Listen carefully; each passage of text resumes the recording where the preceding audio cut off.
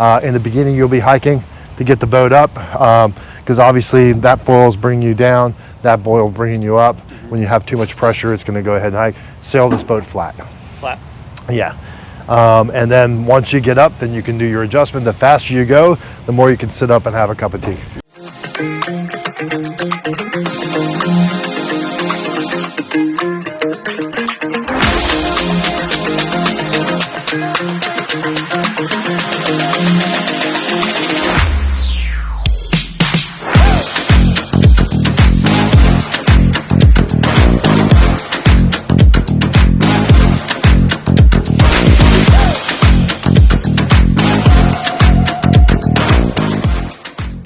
You got to remember that this foil is going to be 3.5 feet down. This is your deepest foil on the boat. So that when you're watching for sandbars and stuff like that, this is what you're watching for.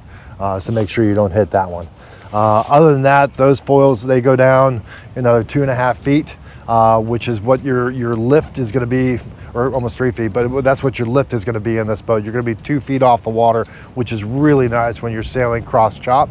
Or beam to wind, you'll have that chop. The only time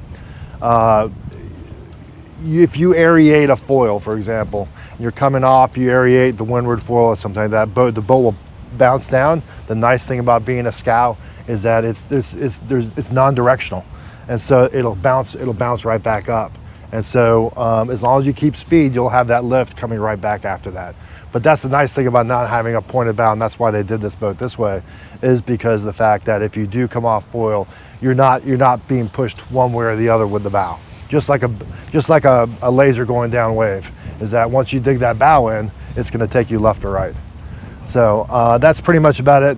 Everything works the same as any standard boat. You got a furler on the jib, which is going to be your red line right there to the on the starboard side. That's your furler, okay, for your jib. And then, of course, we all would love to have a self-tacking jib, but this has sheets, so you're going to have to tack the sheets when you tack the boat. Same thing goes with the gennaker. If you want to pop the gennaker out, I would highly suggest furling up the jib and then just using the gennaker itself.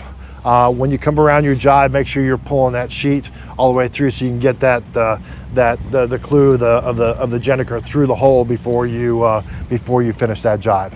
It is a massive sail. That gennaker comes all the way back to here, and it's basically a big triangle like that. Other than that, so as we're going back to that, you probably put your rudder down all the way first, and it's basically, it's on a bungee right now, but basically you'll pull it down all the way, lock it down, give yourself a couple wraps right here just because it's a jam cleat, and you want to keep it from undoing itself, okay? Main foils, when you go down, the main foils are being held up by this line right here.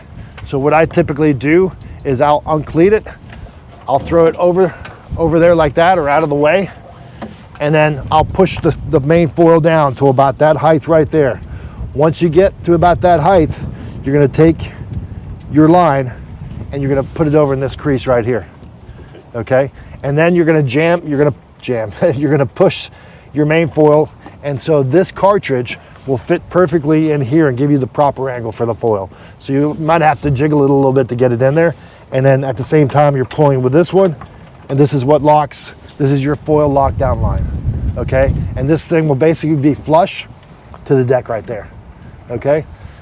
This is our second generation lockdown system. The other system just relied on a pulley and a line going across there, which was perfectly fine. One of the French dealers came up with a system.